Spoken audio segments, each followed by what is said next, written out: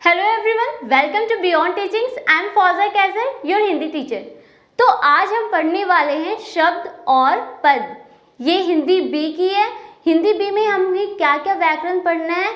तो सबसे पहला जो हमारा टॉपिक होने वाला है शब्द और पद। तो हम अपनी पहली वीडियोस में पढ़ चुके हैं कि शब्द किसे कहते हैं और शब्द की क्या विशेषताएं हैं। तो ये सारी जो थी हम अपनी पहली वीडियोस में पढ़े थे। उसके बाद हम पढ़े कि शब्द और पद है क्या, शब्द और पद को हम कैसे समझ सकते हैं, शब्द और पद में क्या अंतर है। तो ये भी हम अपनी पहली वीडियोस में पढ़ चुके हैं। तो अगर आप मेरी पहली वीडियोस नहीं देखे तो पहले जाकर वो वीडियोस देख लें ताकि आपको समझ में आ जाए कि हम अपनी पहली वीडियोस में क्या क्या पढ़े थे। तो आज का जो हमारा टॉपिक होने वाला है वो है पदबंध किसे कहते हैं। जब हम समझ गए कि शब्द क्या है, पद क्या है, शब्द और पद में क्या अंतर है, तो आज हम सबसे पहले देखेंगे कि पदबंध किसे कहते हैं। तो चलिए आज का जो हमारा विषय है वो उससे हम स्टार्ट करते हैं। तो सबसे पहले हम देख लेते हैं कि इसकी परिभाषा है क्या। इसकी परिभाषा है जब कई पद मिलकर एक व्याकरणिक इकाई का कार्य करते हैं तब उसे पदबंध कहते हैं। कहने का मतलब ये है कि पदबंध कब कहते हैं। पद हम पढ़े थे, शब्द पढ़े थे ना। शब्द क्या था, जब वर्णों के छोटे छोटे टुकड़े जो रहते हैं उन्हें जब हम जोड़ देते हैं एक सार्थक और एक व्यवस्थित ढंग से, जब हम उन्हें जोड़ते हैं तब हमारा क्या बनता है, शब्द बनता है। और शब्द क्या होता है, स्वतंत्र रहता है। उसके बाद हम देखे थे पद। पद में क्या रहता है, पद में शब्द की स्वतंत्रताएं कम हो जाती है, वो खत्म कर दिया जाता है। जब उसे हम क्या, पद में क्या रहता है, एक वाक्य बन जाता है, तो वो होता है पद। ठीक है। और पदबंध में क्या है, जब व्याकरण हम पढ़ते हैं ना, जो व्याकरण जैसे संज्ञा हो गया, सर्वनाम हो गया, क्रिया हो गया, तो जब ये संज्ञा, सर्वनाम, विशेषण, क्रिया, ये चारों जब एक ही इसमें आए, एक ही वाक्य में आ जाए, तब उसे हम कहते हैं पदबंध। मतलब जब संज्ञा भी आए जिसमें किसी का नाम आ जाए या किसी के भाव के बारे में बताया जाए, सर्वनाम आ जाए या तो उसके नाम के बारे में कुछ बताया जाए, उसके बारे कुछ बताया जाए, या फिर विशेषण बता दी जाए। मतलब संज्ञा भी बताएगा, उसमें सर्वनाम भी रहेगा और उसकी कुछ विशेषताएं भी बताई गई होगी, तो उसे ही कहते हैं हम पदबंध। पदबंध में क्या होता है, व्याकरण सारे आते हैं उसमें। और पद में क्या रहता है, सिर्फ पद में रहता है कि उसे वाक्य में हम प्रयुक्त कर देते हैं। जो शब्द रहते हैं उसे हम वाक्य बना देते हैं, तो वो हो जाता है हमारा पद। लेकिन पदबंध में क्या होता है, उसमें सारे व्याकरण आ जाते हैं। जब सारे व्याकरण जुड़ जाएंगे तब हमारा क्या बनेगा, पदबंध। तो चलिए अब हम इसके कुछ उदाहरण देख लेते हैं।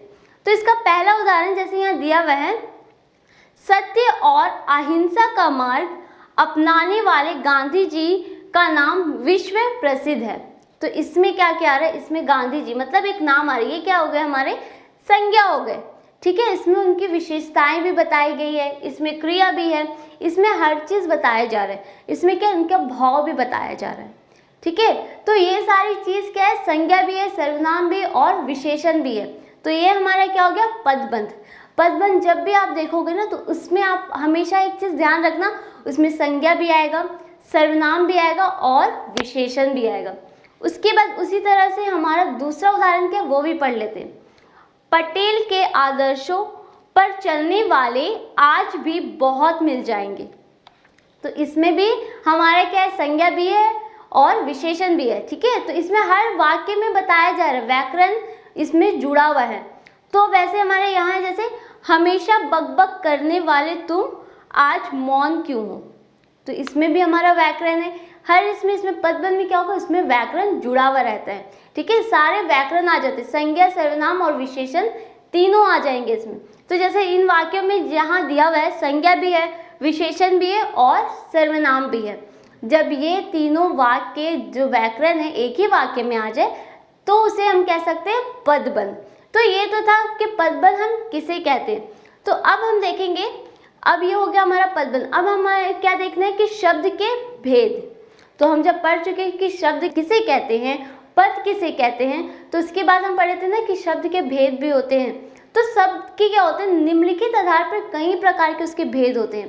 पहला होता है उसका उत्पत्ति के आधार पे। तो सबसे पहला जो हम उसका भेद पढ़ेंगे, एक रहेगा उत्पत्ति के आधार पर शब्द का भेद। तो उत्पत्ति के आधार पर भी शब्द के कितने, 4 भेद होते हैं, तो उसे भी हम पढ़ेंगे। उसके बाद हम पढ़ेंगे यहाँ बनावट के आधार पे। तो देखेंगे कि बनावट के आधार पे शब्द के कितने भेद हैं। उसके बाद हमें देखना है प्रयोग के आधार पे। प्रयोग के आधार पे भी हम शब्द के भेद देखेंगे और लास्ट में देखेंगे हम अर्थ के आधार पर भेद। तो ये सारे के शब्द के जो भेद है ना निम्नलिखित आधार पर 4 प्रकार के हैं। ये हमें याद रखना है, उससे 4 प्रकार के होते हैं। पहला होता है उत्पत्ति के आधार पे, दूसरा रहता है हमारा बनावट के आधार पे, तीसरा रहता है हमारा प्रयोग के आधार पे और चौथा रहता है हमारा लास्ट अर्थ के आधार पे। तो आपके जब एग्जाम्स में क्वेश्चन आएंगे ना तो दे दिया जाएगा कि उत्पत्ति के आधार पे शब्द के कितने भेद होते हैं वो लिखिए, या तो अर्थ के आधार पे या फिर उत्पत्ति के आधार पे कितने भेद हो। तो ये जो भेद हम पढ़ेंगे ना इसके भी अंदर इसके कितने भेद है तो उसके बारे में भी पूछ लिया जाता है। एग्जाम्स में आपके क्वेश्चन दे दिया जाएगा कि शब्द किसे कहते हैं, पद किसे कहते हैं, शब्द और पद के बीच क्या अंतर। तो इस तरह से आपको लिखना होगा। तो चलिए सबसे पहले आज हम देखेंगे कि उत्पत्ति के आधार पर शब्द के कितने भेद होते हैं। तो चलिए आज का जो हमारा विषय है दूसरा उसे भी स्टार्ट कर लेते हैं। पहला हमारा क्या है, उत्पत्ति के आधार पर शब्दों के 4 भागों में बांटा गया है। कितने भाग में बांटा गया है? 4 भाग में। पहला क्या है हमारा तत्सम शब्द। ठीक है, तत्सम शब्द है क्या, ये हमने 9th क्लास में पढ़ा था ना, उपसर्ग प्रत्यय, तो उसमें भी था तत्सम शब्द, तो वही है ये। तो इसे अब हम क्या करेंगे और अच्छे से पढ़ेंगे शब्द में भी। ठीक है, 9th क्लास में हम उपसर्ग पढ़े तो उसमें भी था ना, तो अभी ये 10th में भी है, लेकिन ये उपसर्ग में नहीं आया, किस में आया? शब्द में आया है, तो इसे हम पढ़ेंगे। उसके बाद क्या है हमारा तद्भव शब्द। तो तद्भव शब्द भी था उपसर्ग में जब हम पढ़े थे, तो इसे भी हम अभी और अच्छे से पढ़ेंगे, इसे है क्या, क्या कहते हैं। फिर उसके बाद है देशज शब्द। तो देशज शब्द किसे कहते हैं ये भी हम देखेंगे। उसके बाद हमारा लास्ट होगा इसका आगत या विदेशी शब्द। तो चलिए आज हम जो सबसे पहले देखेंगे कि क्या है इसका उत्पत्ति के आधार पर शब्द को कितने भागों में बांटा गया है? 4 भागों में। पहला है हमारा तत्सम शब्द, दूसरा है हमारा तद्भव शब्द और तीसरा है हमारा देशज शब्द और चौथा है हमारा आगत या विदेशी शब्द, आप इसे कह सकते हो। ठीक है, तो चलिए आज जो हम सबसे पहले अभी देखेंगे वो होगा हमारा तत्सम शब्द किसे कहते हैं। तो चलिए देख लेते हैं कि तत्सम शब्द है क्या और किसे कहते हैं। तो जैसे इसकी यहाँ परिभाषा लिखी गई है, जो शब्द अपरिवर्तित रूप में संस्कृत भाषा से लिए गए हैं या जिन्हें संस्कृत के मूल शब्दों से संस्कृत के ही प्रत्यय लगाकर नवनिर्मित किया गया है, वे तत्सम शब्द कहलाते हैं। तो तत्सम शब्द की पहले भी हम परिभाषा पढ़े थे ना, तत्सम क्या होता है? जो संस्कृत भाषा से हम लेते। पहले क्या होता था, पहले ज़्यादातर लोग जब हमारे स्टार्ट होता तो संस्कृत ही बोलते थे, तो फिर अब संस्कृत जो था ना बहुत हार्ड वर्ड था, तो उसे हम आसान करने के लिए हम क्या करें, हिंदी में बात करने लगे। हिंदी आसान होता है ताकि सब लोग समझ जाते, तो हिंदी जब हम पढ़ें, हिंदी में भी क्या करें, उसके भी संस्कृत के कुछ शब्द को लिए उसे उपसर्ग में लाए, तो फिर या तो फिर उसका प्रत्यय बनाए। प्रत्यय और उपसर्ग हम पहले पढ़े ना, प्रत्यय क्या रहता है? जो जिसके आगे में मूल शब्द लगता है। ठीक है, प्रत्यय हमेशा पीछे लगता है, तो वही यहाँ दिया हुआ है कि तत्सम शब्द जो है वो संस्कृत से लिए हैं। उसे क्या, उसे हम प्रत्यय में लगाते हैं तो उसका अर्थ बनाते हैं, या तो फिर उसका उपसर्ग में भी इसका इस्तेमाल करते हैं। ये पूरा के पूरे संस्कृत से ही लाते हैं और एक नया शब्द हम बनाते हैं। तो अब क्या, तत्सम शब्द 2 शब्दों से बना है। अब तत्सम शब्द किससे बना है? 2 शब्दों से। पहला क्या है, जैसे ये ता और फिर ये आधा ता है, यहाँ जब ऐसे दिया हुआ है तो हमें समझ जाना कि ये आधा ता है। ठीक है, और सामा सम, अब जिसका अर्थ है उसके अनुसार, अर्थात संस्कृत के अनुसार। अब इसका अर्थ क्या है? ता और आधा ता। ठीक है, और सामा सम, इसका क्या अर्थ है? संस्कृत। ठीक है, इसका अर्थ ही है संस्कृत, जिसके अनुसार अर्थात संस्कृत के अनुसार, मतलब संस्कृत के अनुसार जो शब्द बने। ठीक है, नया शब्द जो हमारे संस्कृत से बने। तत्सम शब्दों के कुछ उदाहरण अब देख लेते हैं। इसके कुछ उदाहरण क्या है? प्रौद्योगिक और है आकाशवाणी, आयुक्त, स्वप्ने, कूप, उलक, उलुक। तो इस तरह के कई प्रकार के जो शब्द है किससे आए? संस्कृत से आए। तत्सम शब्द क्या है वो हम समझ गए। तत्सम शब्द किससे आए? संस्कृत से आए हैं। उसमें क्या, तत्सम शब्द में क्या रहता है?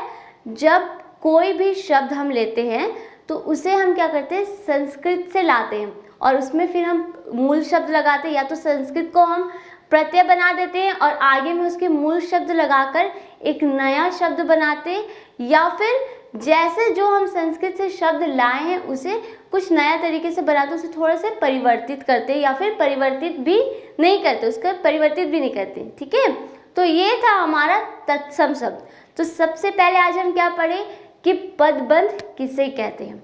तो पदबंध किसे कहते हैं, जब क्या होगा, जब संज्ञा, सर्वनाम और विशेषण ये तीनों व्याकरण एक ही वाक्य में हम पढ़ेंगे। जैसे हम उधर उदाहरण देखे थे, एक ही वाक्य में जब हम तीनों पढ़ेंगे तो वो होता है हमारा पदबंध कहलाता है। अब उसके बाद हम क्या देखे थे कि शब्द के कितने भेद होते हैं। तो शब्द के तो निम्नलिखित भेद होते हैं। पहला होता है हमारा उत्पत्ति के आधार पे, दूसरा था हमारा बनावट के आधार पे, तीसरा था हमारा प्रयोग के आधार पे और चौथा था हमारा अर्थ के आधार पे।